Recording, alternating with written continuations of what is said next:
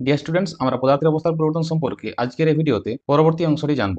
আমরা এর আগে পদার্থের অবস্থাগুলো সম্পর্কে জেনেছি। এই ভিডিওতে লিনতাপ, গলনাঙ্ক, হিমাঙ্ক, স্ফুটনাঙ্ক সম্পর্কে জানবো। এছাড়া জানবো পুনঃশ্রী ভবন ও হিমমিশ্র সম্পর্কে। তো ভিডিওটি প্রথম থেকে শেষ পর্যন্ত দেখো, আশা করি তোমাদের ক্লাসটি ভালো লাগবে। ডিয়ার স্টুডেন্টস, লিনতাপ সম্পর্কে জানতে গেলে আমাদের প্রথমে বোধগম্য তাপ সম্পর্কে জানতে হবে।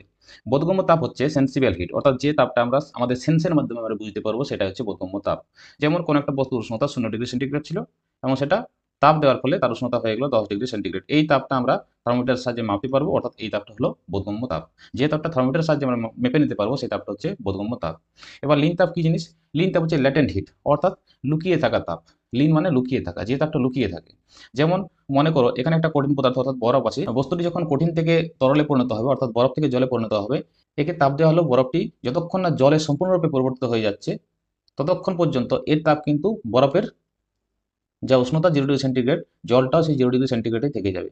অর্থাৎ এটা কঠিন থেকে তরলে পরিণত হয়ে গেল, যতক্ষণ না সম্পূর্ণ বরফ গলে যাচ্ছে ততক্ষণ 0 ডিগ্রি সেন্টিগ্রেডে এর তাপমাত্রা থেকে যাবে। কিন্তু সেই সময় তো আমরা তাপ দিয়েছি, যতক্ষণ এর সময় লেগেছে জল হতে, ততক্ষণ তো আমরা তাপ দিয়ে গেছি। তাহলে সেই তাপটা গেল কোথায়? অর্থাৎ সেই তাপটা অর্জন করলেও এর উষ্ণতার কোনো পরিবর্তন হয় না, সেই তাপটা এই পদার্থের মধ্যেই লীন হয়ে থেকে যায়। তার জন্য এইটাকে বলা হয় লীন তাপ। ঠিক আছে? এটাকে যদি সংজ্ঞার সাহায্যে আমরা বলতে পারি, তাহলে হবে একক ভরে কোনো পদার্থের অবস্থার পরিবর্তন করার জন্য যে পরিমাণ তাপটা দিতে হয় বা নিতে হয়। নিতে হয় কেন? কেন বলা আছে? কারণ যদি আবার জল থেকে বরফে পরিণত করি, তাহলে কি করতে হবে? তাপটা তো নিতে হবে। বরফ থেকে জলে পরিণত করতে গেলে দিতে হবে তাপটা, কিন্তু জল থেকে যখন বরফ করবো তখন সেটা তাপটা নিতে হবে। একক ভরে কোনো পদার্থের উষ্ণতা পরিবর্তন না করে, অর্থাৎ উষ্ণতাটা ফিক্সড রেখে অবস্থার পরিবর্তন করার জন্য যে পরিমাণ তাপ প্রয়োগ বা নিষ্কাশন করতে হয়, সেই তাপকে বলা হয় লীন তাপ। এটা আশা করি বুঝতে পেরেছো। এটা যদি আমরা বলি এম ভরে কোনো পদার্থের অবস্থা পরিবর্তনের জন্য এই পরিমাণ তাপ প্রয়োগ বা নিষ্কাশন করতে হয়, তাহলে সেক্ষেত্রে অবস্থা পরিবর্তনের ক্ষেত্রে লীন তাপ যদি এল হয়, এক্ষেত্রে একটা সমীকরণ আছে এইচ সমান এম এল। এটা মনে রাখবে, কোনো গণিতের প্রশ্ন এলে এটা তোমরা এখান থেকে করতে পারবে। এবার লিন তাপের এককগুলো আমরা জেনে নেব। সিজিএস পদ্ধতির লিন তাপের একক হচ্ছে ক্যালোরি পার গ্রাম, কারণ একক ভরে আমরা যে পরিমাণ তাপ প্রয়োগ বা নিষ্কাশন করি, তাই এর এককটা হয়ে যায় ভরের একক কি গ্রাম এবং তাপের একক ক্যালোরি। এই জন্য ক্যালোরি পার গ্রাম এসআই পদ্ধতি একই রকম, জুল পার কিলোগ্রাম। ঠিক আছে? পদার্থের অবস্থান্তর অনুযায়ী লিন তাপ 4 প্রকার: গলনের লিন তাপ, কঠিন ভবনের লিন তাপ। গলন, কঠিন ভবন এগুলো সম্পর্কে আমরা সবাই আগের ক্লাসে জেনেছি। যারা জানেনি তারা আগের ভিডিওটি দেখে নেবে, তাহলে এটা এই ক্লাসটা বুঝতে সুবিধা হবে। 3 নম্বর হচ্ছে বাষ্পীভবনের লিন তাপ, 4 নম্বর ঘনীভবনের লিন তাপ। প্রথমে জানবো গলনের লিন তাপ। গলন বলতে ফিউশন, অর্থাৎ একক ভরে কোনো কঠিন পদার্থের উষ্ণতা পরিবর্তন না ঘটিয়ে তরলে পরিণত করার জন্য যে পরিমাণ তাপ প্রয়োগ করতে হয় তাকে বলতে গলনের লিন তাপ বলে। একই রকম সংজ্ঞা, শুধুমাত্র এক্ষেত্রে যেহেতু গলনের, তার জন্য কঠিন পদার্থ হয়ে যাবে। কঠিনটাকে তরলে পরিণত করে, এটাই হচ্ছে গলন। এবার যেটা প্রশ্ন আসে তোমাদের পরীক্ষায় হামেশাই দেয় বরফ গলনের লিন তাপ কত? এটা কি হবে না, 0 ডিগ্রি সেন্টিগ্রেড উষ্ণতা 1 গ্রাম বরফকে 0 ডিগ্রি সেন্টিগ্রেড উষ্ণতা 1 গ্রাম জলে উষ্ণতাটা একই থাকছে। কিন্তু দেখো, উষ্ণতা সবসময় লিন তাপের ক্ষেত্রে একই থাকবে, উষ্ণতার কোনো পরিবর্তন হবে না। তুমি তাপ দিবে, সেই তাপটা বরফের মধ্যে বা যে সেই পদার্থের মধ্যে লুকিয়ে থাকে, সেটা হচ্ছে লিন তাপ। এক্ষেত্রে উষ্ণতার কোনো পরিবর্তন, উষ্ণতা সবসময় অপরিবর্তিত থাকবে। ঠিক আছে? 0 ডিগ্রি সেন্টিগ্রেড উষ্ণতার 1 গ্রাম বরফকে 0 ডিগ্রি সেন্টিগ্রেড উষ্ণতার 1 গ্রাম জলে পরিণত করতে যে তাপটা লাগে, কত তাপ লাগে? 80 ক্যালোরি তাপ লাগে। এটাই হচ্ছে বরফ গলনের লিন তাপ। ঠিক আছে? এটা যদি এসআই পদ্ধতি বলি, তাহলে এর লিন তাপ হয়ে যাবে 3.36 × 10⁵ জুল পার কেজি। এটা হচ্ছে কঠিন থেকে তরলে পরিণত হওয়ার জন্য। এইখানে যে মাঝখানে যে তাপটা, এটা হচ্ছে বরফ থেকে জলে পরিণত হতে তাপ কত লাগে? 80 ক্যালোরি তাপ লাগে। এর লিন তাপ কত? 80 ক্যালোরি। ঠিক আছে? আবার যদি তরল থেকে কঠিনে আসি, সেটা হচ্ছে কঠিন ভবনের লিন তাপ। সেক্ষেত্রে কি হবে? সেক্ষেত্রে একই রকম ভাবে লিন তাপটা 80 ক্যালোরি লেগে যাবে, কারণ কোনো পদার্থের গলনের লিন তাপ ও কঠিন ভবনের লিন তাপটা সমান, একই রকম।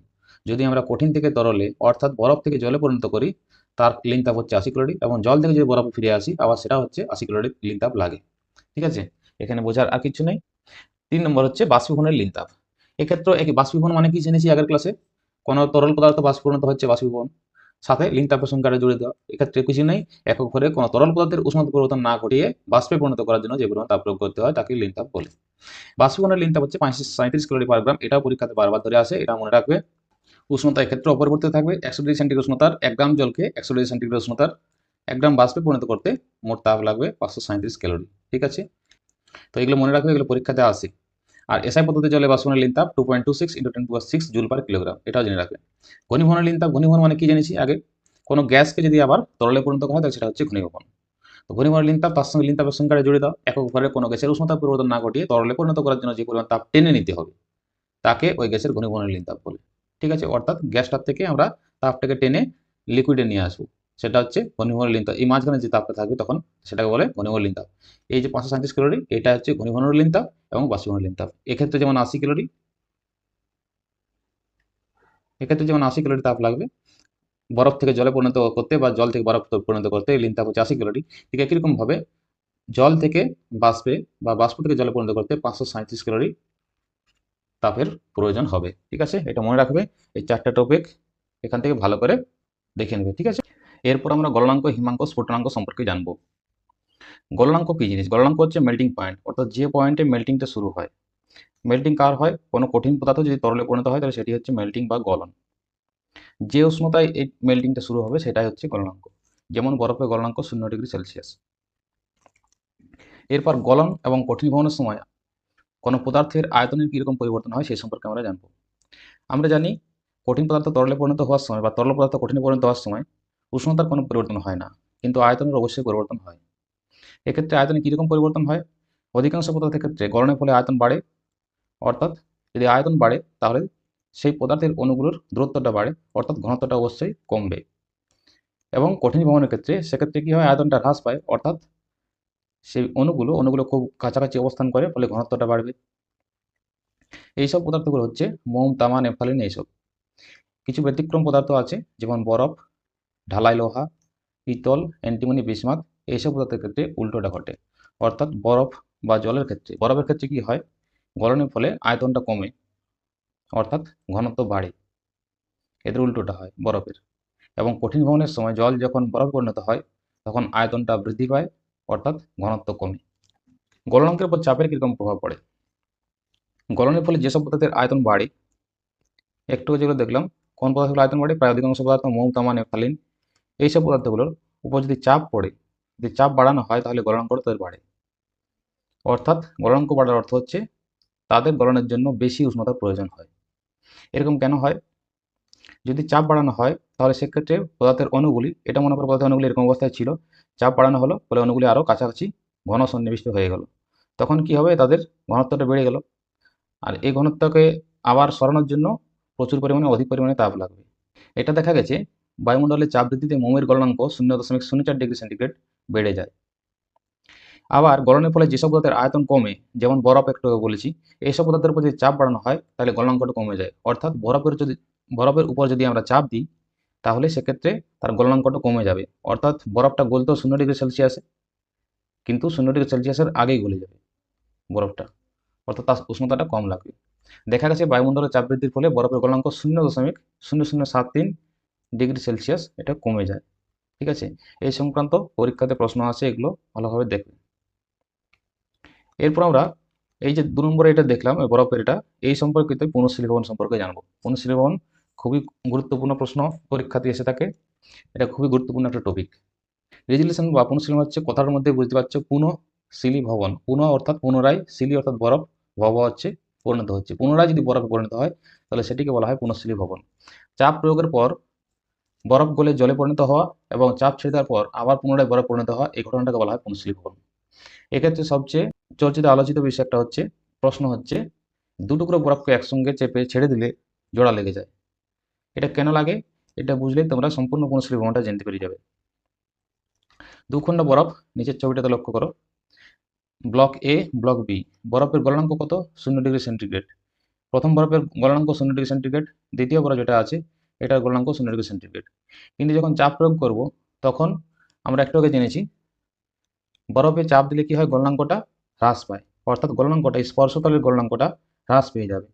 অর্থাৎ এখানে গলনাঙ্ক 0°C থাকলেও স্পর্শতলের গলনাঙ্কটা 0°C নিচে নেমে যাবে এবং এখানের বরফ গলে জলে পরিণত হয়ে যাবে।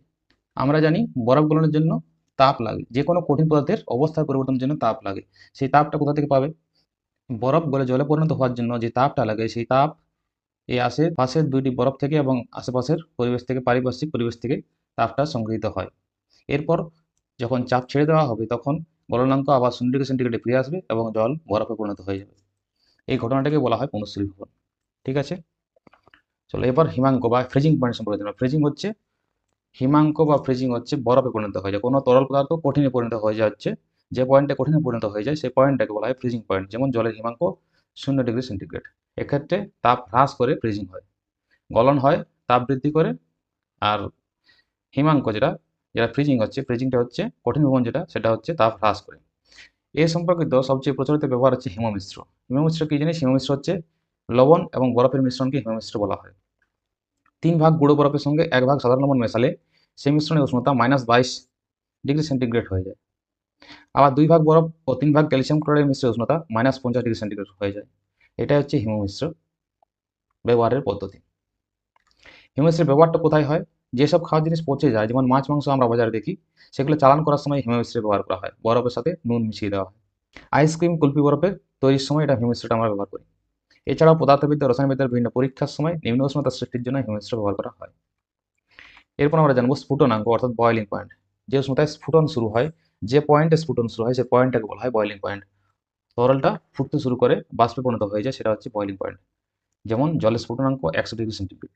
স্ফুটনাঙ্ক কয়েকটি বিষয়ের উপর নির্ভর করে, যেমন তরলের প্রকৃতি। বিভিন্ন তরলের ক্ষেত্রে স্ফুটনাঙ্ক বিভিন্ন রকম হতে পারে। যে তরল যত বেশি উদ্বায়ী হবে, সেই তরল স্ফুটনাঙ্ক তত কম হয়। উদ্বায়ী তরল বলতে ইথার, স্পিরিট, অ্যালকোহল এগুলো দ্রুত বাষ্পীভূত হয়ে যায়।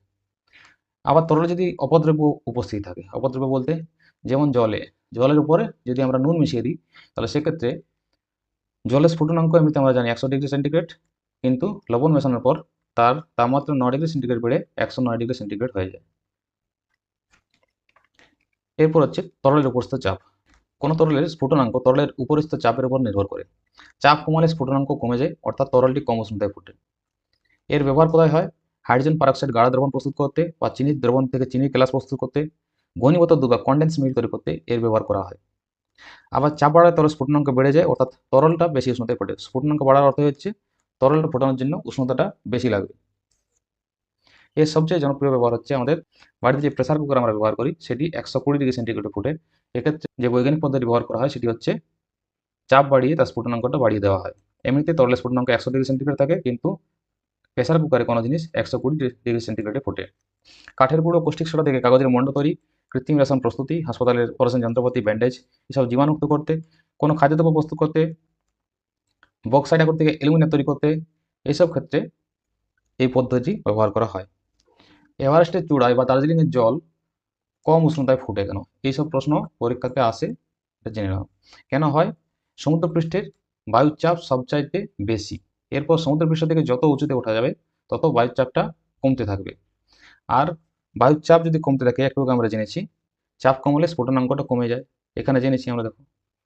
তো চাপ কমলে যদি স্ফুটনাঙ্ক কমে যায়, তা সেক্ষেত্রে এভারেস্টের চূড়ায় সবচেয়ে চাপ কম, তাই স্ফুটনাঙ্ক সেখানে কমবে, তাই এই অবস্থার সৃষ্টি হয়। 70 ডিগ্রি সেন্টিগ্রেড এভারেস্টে ফোটে, দার্জিলিংয়ে 93.4 ডিগ্রি সেন্টিগ্রেডে কোনো খাবার ফোটে। ঠিক আছে, আজকে ক্লাস এ পর্যন্ত ছিল। এরপর তোমরা কিছু এমসিকিউ এখান থেকে জেনে নাও। লিন তাপের সিজিএস একক কি? লিন তাপের সিজিএস একক একটু আগে বলেছি, একক ঘরে পদার্থের উপর অবস্থা পরিবর্তন করতে গেলে উষ্ণতা পরিবর্তনটাকে যে তাপে প্রয়োগ করতে হবে, সেটা হচ্ছে লিন তাপ। তো এর একক হয়ে যাচ্ছে ক্যালোরি পার গ্রাম। ঠিক আছে। 2 নম্বর, জলের হিমাঙ্ক 0 ডিগ্রি সেন্টিগ্রেড। জলের মধ্যে কিছু পরিমাণ লবণ দ্রবীভূত করলে দ্রবণের হিমাঙ্কটা কত হয়ে যাবে? যেটা হিমমিশ্রের ক্ষেত্রে ব্যবহার করা হয়, এটা হয়ে যাবে 0 ডিগ্রি অপেক্ষা কম। 3 নম্বর, দার্জিলিংয়ে রান্না করতে বেশি সময় লাগে, কারণ কি? কারণ বায়ুমণ্ডলের চাপটা কম সেখানে। ঠিক আছে।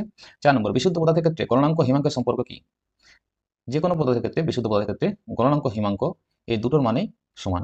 ঠিক আছে, যা গলনাঙ্ক হিমাঙ্ক তাই। এসআই পদ্ধতি বরফ গলনের লিন তাপ কত? এটা তোমাদের জানা দরকার। 3.36 × 10⁵ জুল পার কেজি। আর সিজিএস পদ্ধতিতে 80 ক্যালোরি পার গ্রাম। ঠিক আছে।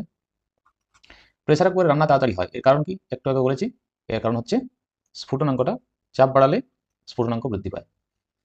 7 নম্বর, বরফের উপর চাপ বাড়ালে বরফের গলনাঙ্ক কি হয়? এটা উল্টোটা হয়, চাপ বাড়ালে গলনাঙ্কটা হ্রাস পায়। ঠিক আছে। অধিকাংশ পদার্থের ক্ষেত্রে গলনাঙ্কটা বৃদ্ধি পায়, কিন্তু বরফের ক্ষেত্রে উল্টোটা হয়, ব্যতিক্রম পদার্থ এই জিনিসটা হ্রাস পায়। পদার্থের অবস্থা পরিবর্তনের সময় উষ্ণতার কি পরিবর্তন ঘটে? উষ্ণতাটা প্রথমে হ্রাস ও পরে বৃদ্ধি, নাকি? না, উষ্ণতা সবসময় অপরিবর্তিত থাকে। এটা বারবার বলেছি, এটা নিয়ে আছে ক্লাস, এটা হচ্ছে অপরিবর্তিত থাকে। 11 নম্বর, 2 খণ্ড বরফকে চেপে ধরলে 1 খণ্ডে পরিণত হয়, এর কারণ কি? এর কারণ একটু আগে বুঝিয়েছি, প্রথমে চাপ বাড়ালে তাদের গলনাঙ্কটা হ্রাস পায়। চাপ বাড়ালে বরফের গলনাঙ্ক হ্রাস পায়, আর যখন চাপ ছেড়ে দেবো তখন গলনাঙ্ক আবার সেম 0 ডিগ্রি সেন্টিগ্রেডে ফিরে আসবে। 12 নম্বর, সমুদ্র জল অপেক্ষা বিশুদ্ধ জলের স্ফুটনাঙ্ক বেশি হবে, কম হবে, সমান হবে, কি হবে? সমুদ্রের জলে নুন যেহেতু থাকে, নুন জলের স্ফুটনাঙ্ক অবশ্যই 9 ডিগ্রি সেন্টিগ্রেড বেড়ে যায়, তাই এটা হয়ে যাবে বেশি। 13 নম্বর, লবণ ও বরফের হিমমিশ্রের উষ্ণতা একটু আগে বলেছি, এটা হবে 22 বা 23 ডিগ্রি সেন্টিগ্রেড। ঠিক আছে। স্ফুটনের সময় তরলের উপরের বাষ্পচাপ বায়ুমণ্ডলের চাপ অপেক্ষা কি হয়? বেশি হয়, কম হয়, না সমান হয়? এক্ষেত্রে বাষ্পচাপটা সমান হয়, তবেই তো স্ফুটনাঙ্ক হয়। ঠিক আছে। স্ফুটনাঙ্ক মানে যে তাপমাত্রায় তরলের বাষ্পচাপ বায়ুমণ্ডলের চাপের সমান হয়ে যাবে, সেটাই স্ফুটনাঙ্ক। জলের স্ফুটনাঙ্ক 100 ডিগ্রি সেন্টিগ্রেড, যেখানে জলের বাষ্পচাপ বায়ুমণ্ডলের চাপের সমান হবে। অ্যালকোহল জলের চেয়ে বেশি উদ্বায়ী, এর কারণ কি? কারণ অ্যালকোহল স্ফুটনাঙ্কটা জলের চেয়ে কম, এই জন্য জলদি বাষ্পীভূত হয়ে যায় অ্যালকোহল। জলের বাষ্পীভবনের লিনতাপ সর্বদা বরফের লিনতাপ অপেক্ষা বেশি, এর কারণটা কি? কারণ বাষ্পীভবনের জন্য তার সম্প্রসারণটা বেশি হবে, আয়তনের বৃদ্ধিটা বেশি হবে। ঠিক আছে, তাই সঠিক উত্তর হয়ে যাবে বাষ্পীভবনের আয়তন। 17 0°C উষ্ণতায় 10 গ্রাম বরফকে 0°C উষ্ণতায় 10 গ্রাম জলে পরিণত করতে কত তাপ লাগবে? তো আমরা এর আগে জেনেছি 0°C উষ্ণতার 1 গ্রাম বরফকে 0°C উষ্ণতার 10 গ্রাম জলে, অর্থাৎ উষ্ণতা একই থাকবে লিনতাপের ক্ষেত্রে। 1 গ্রাম জলে পরিণত করতে কত তাপ লাগে? 80 ক্যালোরি তাপ লাগে। কিন্তু যদি 10 গ্রাম বরফ হয়ে যায় সেক্ষেত্রে কি হয়ে যাবে? 80 ক্যালোরির সঙ্গে 10 গুণ হয়ে কত হয়ে যাবে? 800 ক্যালোরি হয়ে যাবে। সঠিক উত্তর হয়ে যাবে 800 ক্যালোরি। পদার্থের অবস্থা পরিবর্তন থেকে আমরা দুটো ভিডিও দিয়েছি, এখান থেকে আরেকটা ভিডিও করা যেতে পারে, সেটা সম্পৃক্ত অসম্পৃক্ত বাষ্প এবং মেঘ কুয়াশা শিশিরের সৃষ্টি এইসব সম্পর্কে। যদি তোমাদের ক্লাসগুলো ভালো লেগে থাকে তোমরা অবশ্যই জানাবে, এবং পদার্থের অবস্থা পরিবর্তন সম্পর্কিত যদি পার্ট 3 ভিডিও তোমরা দেখতে চাও সেটা কমেন্টে জানাবে, বা অন্য কোনো ভিডিও তোমাদের যদি প্রয়োজন হয় থাকে অবশ্যই কমেন্টে জানাবে, তাহলে আমাদের ক্লাসগুলো করাতে সুবিধা হবে। ভিডিওটি ভালো লাগলে লাইক করবে, বন্ধুর সাথে শেয়ার করে দেবে। আজকে ক্লাস এ পর্যন্তই। Dear students, thank you.